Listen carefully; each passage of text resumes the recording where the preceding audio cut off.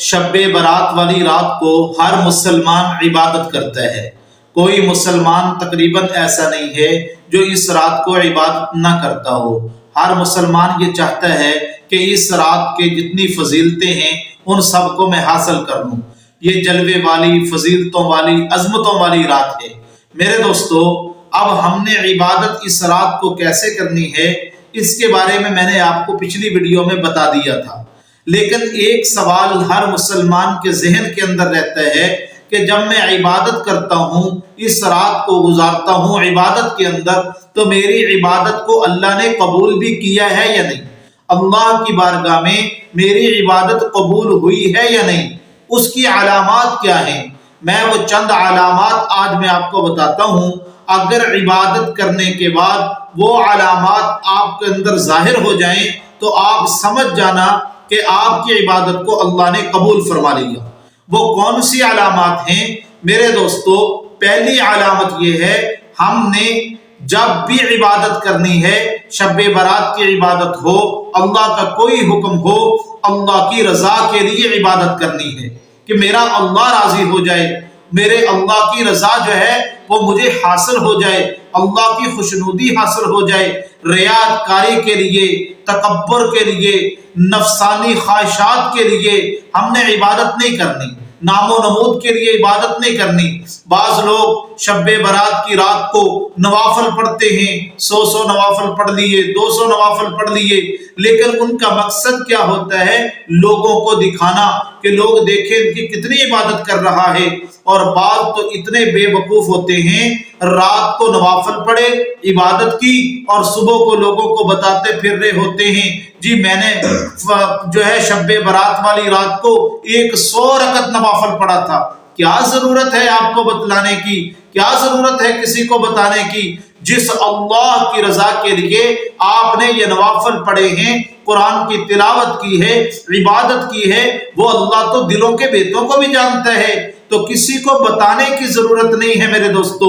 جب آپ اپنی عبادت کے بارے میں کسی کو بتائیں گے تو اس کے اندر اخلاص کے اندر کمی آ جائے گی، اس لیے آپ اخلاص سے نیت کے ساتھ عبادت کریں، اللہ کی رضا کے لیے عبادت کریں۔ دوسری علامت یہ ہے، جب آپ عبادت کر رہے ہوں، اس عبادت کے اندر آپ کو مزہ آ جائے۔ آپ قرآن کی تلاوت کر رہے ہیں، آپ کو مزہ آ رہا ہو، اگر آپ نوافل پڑھ رہے ہیں آپ کو مزہ آ رہا ہو، تہجد پڑھ رہے ہیں آپ کو مزہ آ رہا ہو، آپ کو شوق پیدا ہو رہا ہو کہ میں اللہ کی عبادت کر رہا ہوں، یاد رکھو کہ جب انسان کو عبادت کرتے ہوئے خوشی محسوس ہو، یہ مومن ہونے کی علامت ہے۔ حضور علیہ السلام نے ارشاد فرمایا، اذا سرتک حسنتک وساءتک سیئتک فانت مؤمن، اگر تیری نیکی تجھے خوش کر دے اور تیرا گناہ تجھے پریشان کر دے، سمجھ لے کہ تو مومن ہے۔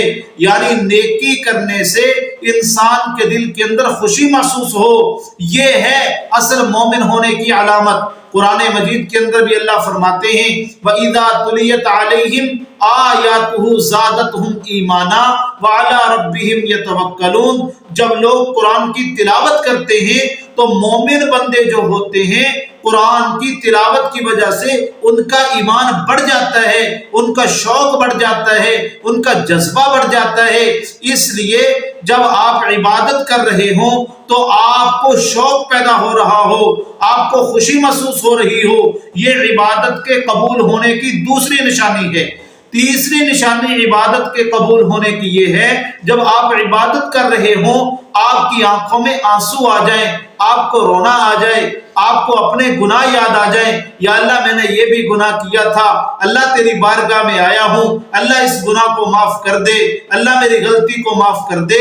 میرے دوستو، شب برات والی رات تو اللہ آسمان دنیا پہ آ کے آوازیں لگاتے ہیں، حل من مستغفرین، ہے کوئی میرا ایسا بندہ جو اپنے گناہوں کی مجھ سے معافی مانگے، میں اس کے گناہوں کو معاف کر دوں؟ ہے کوئی میرا ایسا بندہ جو اپنے بارے میں کوئی سوال کرے، میں اس کے سوال کو پورا کر دوں؟ پھر دوستو، اس رات کو اللہ کی طرف سے رجسٹر بنائے جاتے ہیں، کس بندے نے اگلے سال مرنا ہے، کس بندے نے اگلے سال اس کو کیا رزق دینا ہے، اس کو کیا بیماری آنی ہے، کس بندے نے دنیا سے جانا ہے، کس نے دنیا میں آنا ہے، یہ سارا بجٹ شب برات والی رات کو تیار کیا جاتا ہے۔ کوئی معلوم نہیں ہم اور آپ میں سے کس کا نام اگلے سال مردوں کی لسٹ میں ہے یا زندوں کی لسٹ میں ہے۔ اس لیے میرے دوستو، اگر آپ کو یہ 3 علامات ظاہر ہو رہی ہیں، جب آپ عبادت کریں تو اللہ کی رضا کے لیے کریں۔ نمبر 2، عبادت کرتے ہوئے آپ کو خوشی محسوس ہو جائے۔ نمبر 3، عبادت کرتے وقت آنکھوں میں آنسو آ جائیں تو سمجھ جانا اللہ نے آپ کی اس عبادت کو قبول فرما لیا ہے۔ اللہ عمل کرنے کی توفیق عطا فرمائے۔